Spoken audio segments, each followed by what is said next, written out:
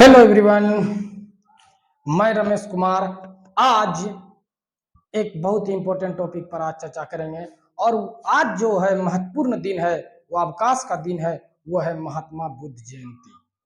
दोस्तों, मैं बता दूं कि 563 ईस्वी पूर्व में ही वैशाख पूर्णिमा के दिन महात्मा बुद्ध का जन्म हुआ था।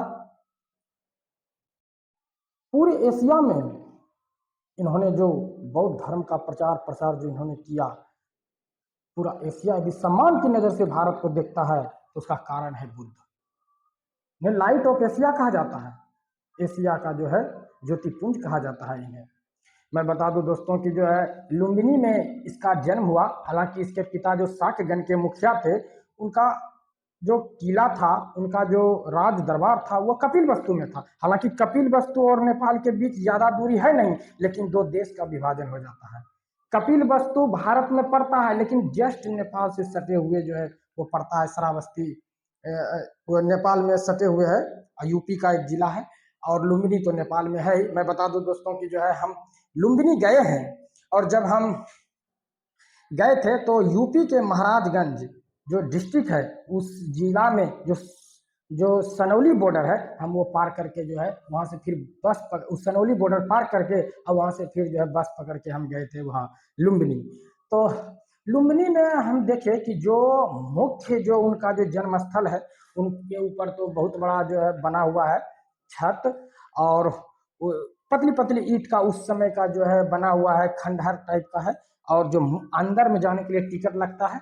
और जो मुख्य जो उनका जो दर्शन योग्य है, उनका जन्म स्थल, वहाँ एक दीप जल रहा था और उस शीशा में वो पैक था हुआ था, और उस पर जो है फोर्स लगा हुआ था। हालांकि जहाँ पर टिकट करता था वहीं पर जो एक गेट बना हुआ है, वहीं पूरे शरीर का बॉडी का चेक होता है।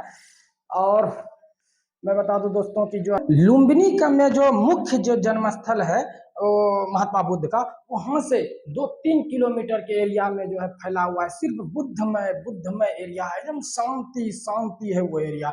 एक छोटा सा तालाब भी है, और दोनों साइड में जो है श्रीलंका का अलग मंदिर है, बौद्ध मंदिर जो बनाया हुआ है, श्रीलंका का अलग, थाईलैंड का अलग, भारत का अलग, जापान का अलग, म्यांमार का अलग।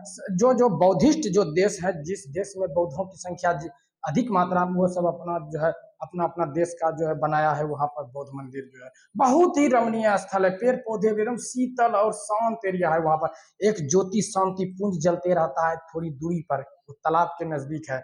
हम वहां गए तो बहुत अच्छा लगा दोस्तों लुम्बिनी। और लुम्बिनी से के ही पास में कपिलवस्तु है, जो कि हमको पुनः सनौली बॉर्डर आके घूम के ऐसे जो है भारत से पश्चिम, वहां से पश्चिम दिशा में होके जाना पड़ा। हालांकि हम जो है उसी दिशा में जो चल जाते तो वहां से लुम्बिनी से ही कपिलवस्तु डायरेक्ट जाते तो कम नजदीक पड़ता, लेकिन जानकारी ना होने के कारण पुनः सनौली बॉर्डर आए।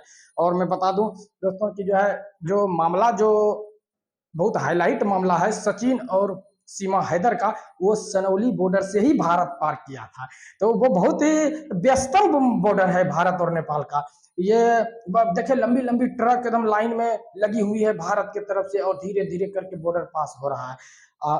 तो ये जो है हम वहाँ देखे दोस्तों। और मैं बता दूं दोस्तों की जो है हम बुद्ध से रिलेटेड हम बहुत स्थल घूमे हैं। जैसे मान लिया जाए कि लुम्बिनी हो गया, हम कपिल वस्तु भी गए, और कपिल वस्तु में राजा सुदेदन का जो है जो राजप्रसाद था, उसके बगल में एक स्तूप है, हम वहां भी गए हैं। जहां महात्मा बुद्ध का निधन हुआ, जहां उनको निर्वाण प्राप्ति हुआ कुशीनगर में, हम वहां भी गए हैं। और जहां उन्होंने प्रथम उपदेश दिया सारनाथ में, हम वहां भी गए हैं। राजगिरी में गए हैं, राजगिर में भी हम गए हैं, उसके सारनाथ में भी हम गए हैं।